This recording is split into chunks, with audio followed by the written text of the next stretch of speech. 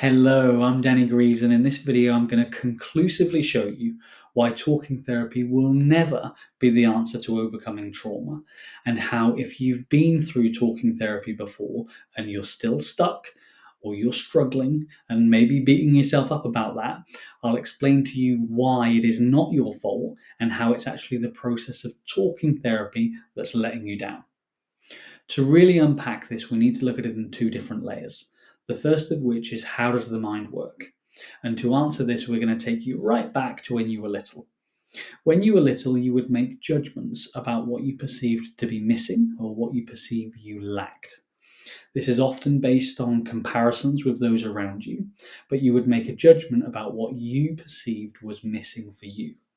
It might be that you perceive you lacked a supportive parent, or it might be that you lacked money and finances for basic things. Or maybe it was you lacked a network for friends to develop those close social connections.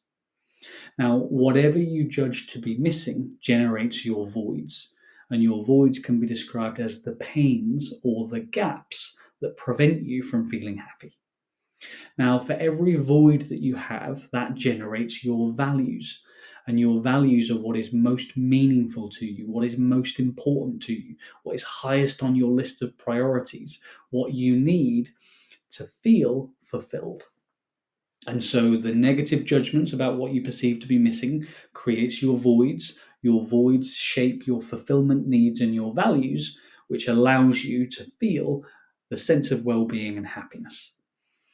Now, you don't see the world as it is, you see the world filtered through your unique value system.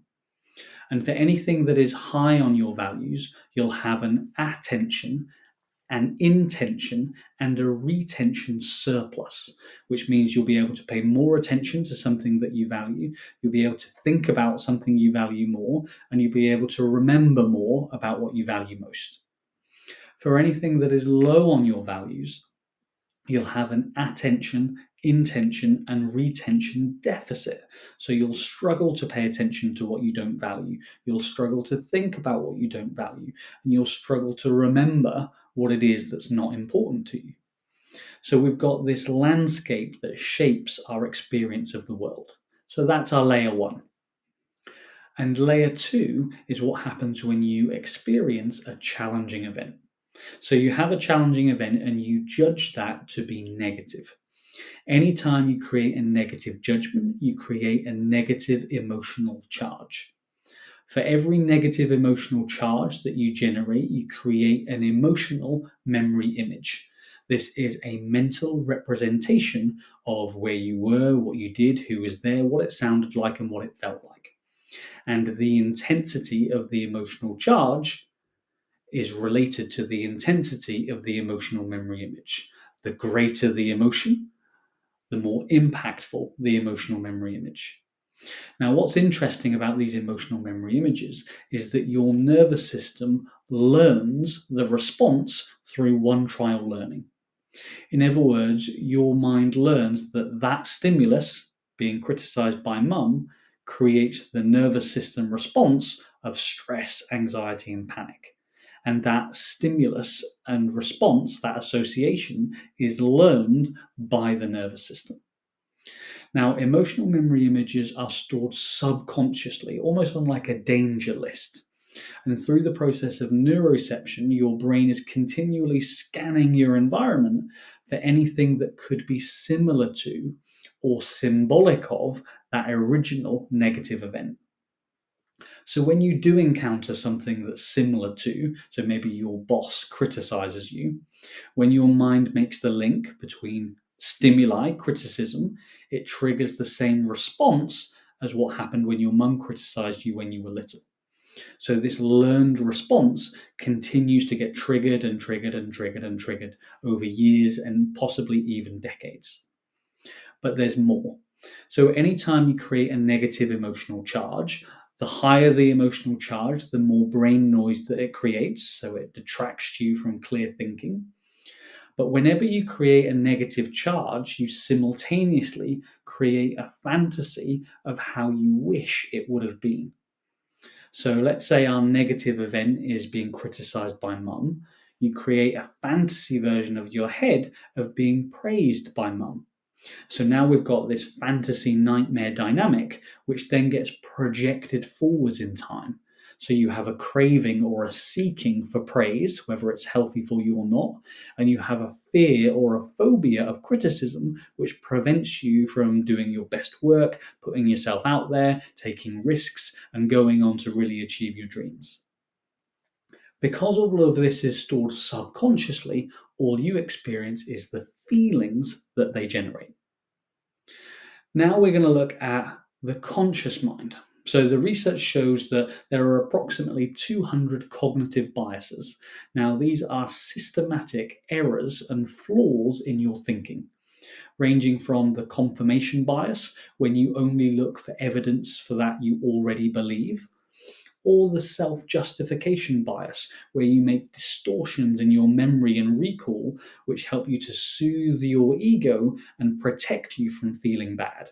We all have them as part of human nature. Based on and filtering through these cognitive biases, we create a narrative or a story about what happened. And it's therefore this story that then gets explored and extrapolated and investigated within talking therapy. So now let's bring it all together and think about talking therapy through the lens of what we've just discussed. So, talking therapy doesn't have an objective way to look at your values, to look at what your highest priorities are and what your life demonstrates is important. Talking therapy doesn't look at emotional memory images. It's purely conscious based, and so it doesn't look at all of the subconscious content that's actually running things behind the scenes. Talking therapy doesn't work on emotional charges. It doesn't have a process through which to neutralize and clear negative emotional charges from past events. It might help you to soften them or accept them or even look at them with more compassion, but you're still stuck with a negative emotional charge.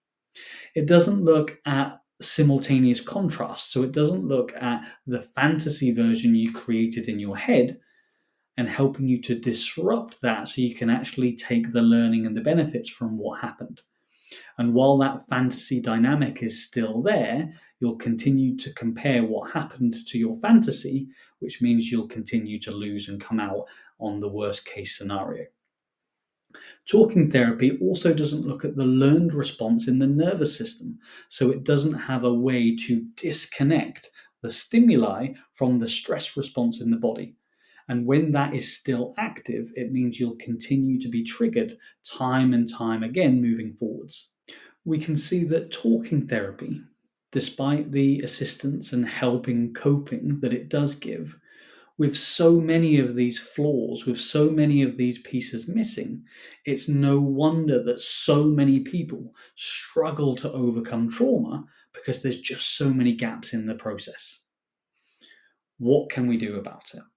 Well, when we engage in a process that takes all of the pieces that I've covered in this video and it puts them all in a methodical process and it gives you the tools to execute each of those stages, not only can you overcome trauma, but also you'll have the tools to deal with any negative emotionally charged event going forward in your life, which then empowers you to be independent with your own emotional control. And wouldn't that be nice? If you would like to learn more about how we can take a more methodical, systematic, scientific approach to overcoming trauma to help you move forward and actually live a life you enjoy, then get in contact with me today, send me a message, and we'll arrange a time to speak. I look forward to chatting with you soon.